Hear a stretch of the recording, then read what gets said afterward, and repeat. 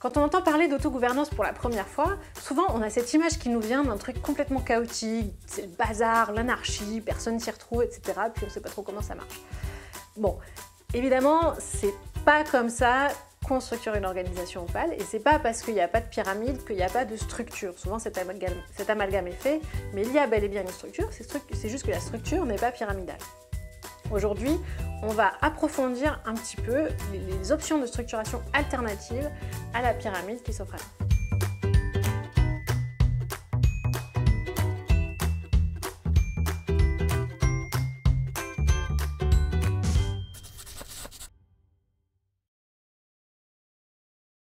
Dans le livre Reinventing Organization, d'où la théorie des organisations Opale est issue, il y a tout un tas d'inventaires, de structures d'organisation en fonction du degré de complexité et du type d'opération que la société fait.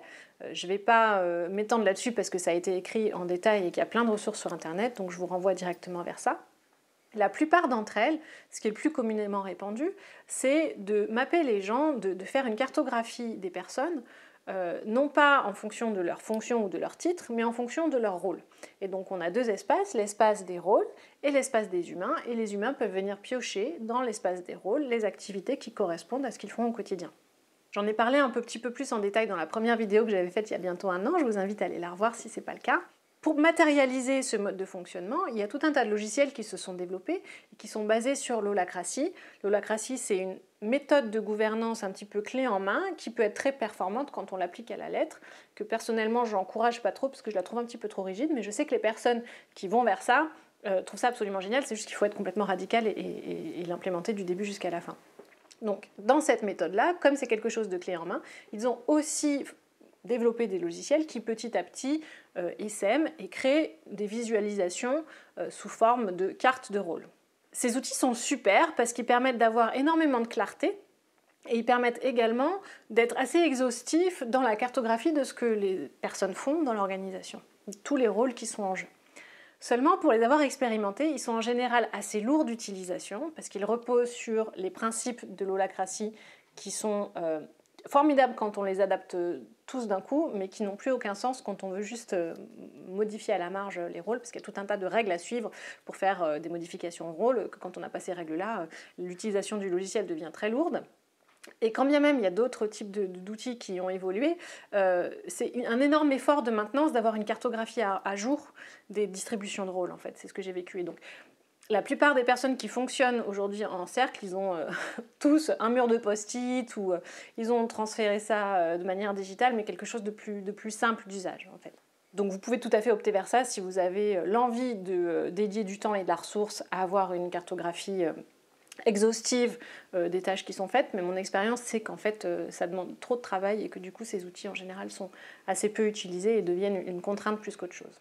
Un autre défaut que je trouve à cette approche-là, c'est que quelque part, elle reproduit la vision mécanistique ou mécaniste d'une organisation. C'est-à-dire qu'on pense l'organisation comme une machine et on la décrit de manière exhaustive. Donc là, plutôt que d'avoir des personnes, on a fait le shift, on cartographie exactement les rôles. Mais ça reste une organisation qui est quand même pas très centrée sur les êtres humains. Donc une façon de shifter et d'alléger la représentation qu'on a de nos organisations tout en apportant de la structure, c'est de centrer ça sur les humains. Et là, je voudrais lui parler d'une initiative qu'a fait un membre d'Open Opale qui est Duc et que vous voyez souvent sur cette chaîne. Dans sa société à lui, ils ont combiné 3 outils. Le premier, c'est une cartographie des influences.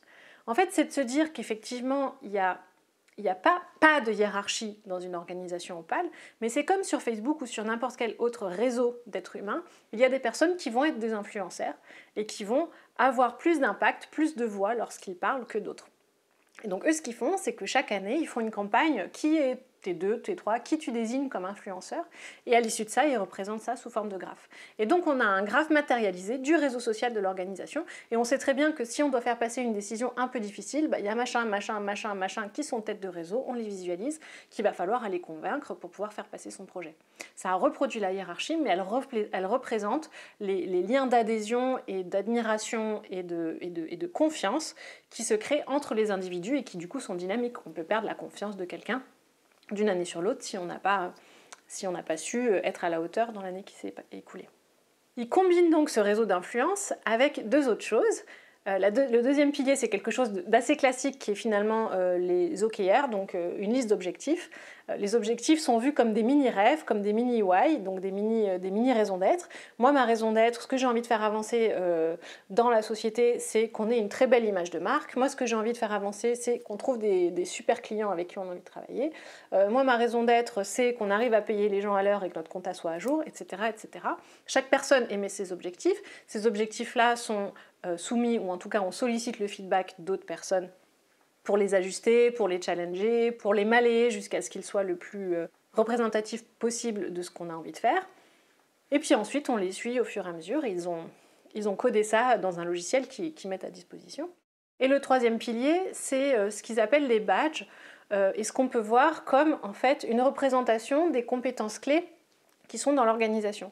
Par exemple, on peut avoir le badge, je sais pas moi, compta ou le badge facture qui dit bon ben voilà, moi je sais comment créer les factures pour cette organisation ou comment faire la compta. Et donc les personnes qui ont un super niveau dans cette compétence en question vont avoir le pouvoir de nommer les nouveaux badges, de distribuer les nouveaux badges au fur et à mesure que les personnes montent en compétence. C'est super pratique parce qu'on a comme ça une cartographie à la fois des personnes et des influences, mais aussi des compétences qu'on a au sein de l'organisation. Et donc on voit que si on a besoin de telle ou telle compétence, on a la liste des personnes qui ont le badge en question et qui donc peuvent nous aider sur telle question. Et donc ils ont combiné ces trois choses, les objectifs, les badges et le réseau d'influence, dans un logiciel. Alors ils n'ont pas du tout payé pour le faire, mais ils trouvent qu'ils proposent ce logiciel-là, cette solution à la commercialisation. Donc si ça vous paraît comme une solution que vous avez envie de tester, bah, vous pouvez contacter Duc, qui sera content de vous aider. Tout ça pour vous dire que les solutions sont encore à inventer pour mettre en place de la structure dans une organisation vivante qui en a quand même besoin. En fait, souvent, on est dans une espèce de dualité entre la culture et la structure. Moi, je vois deux types d'approches qui sont flagrantes. Il y a d'un côté ceux qui se disent « bon, bah, on va tout cartographier, on va avoir une répartition nickel, on va tout processer, on va tout écrire, comme ça, les relations seront hyper fluides, on n'aura plus besoin de se poser de questions ». Et il y a d'autres gens qui sont là, mais il y a tellement de confiance entre nous qu'on n'aura jamais besoin d'éclaircir. De toute façon, on pose une question, il y a des gens qui répondent, je vois pas où est le problème, on n'a pas besoin de structurer. Alors oui, c'est vrai, vous n'avez pas besoin de structurer tant que vous êtes à une petite taille. Et à partir d'un certain moment, ça devient important de clarifier les rôles de chacun, de clarifier un petit peu la manière dont votre organisation fonctionne. Je vous invite à, comme toujours, quand il y a une dualité, quand il y a une opposition, le chemin est en général à mi-chemin entre les deux. Il faut de la confiance et de la clarté dans la distribution des rôles. Il faut des relations et de la structure pour qu'une organisation fonctionne, qu'elle soit opale ou non. Voilà, j'espère que ça vous aura aidé. Si vous avez aimé, mettez le petit pouce habituel. Allez mettre des sous sur la cagnotte si vous êtes vraiment trop au taquet. En tout cas, nous, on sera super contents de vous rencontrer. On a tout un tas d'initiatives et d'événements qui arrivent. Donc, allez voir ce qui se passe. On sera vraiment très heureux de vous voir parmi nous. D'ici là, à la prochaine vidéo. Bye bye!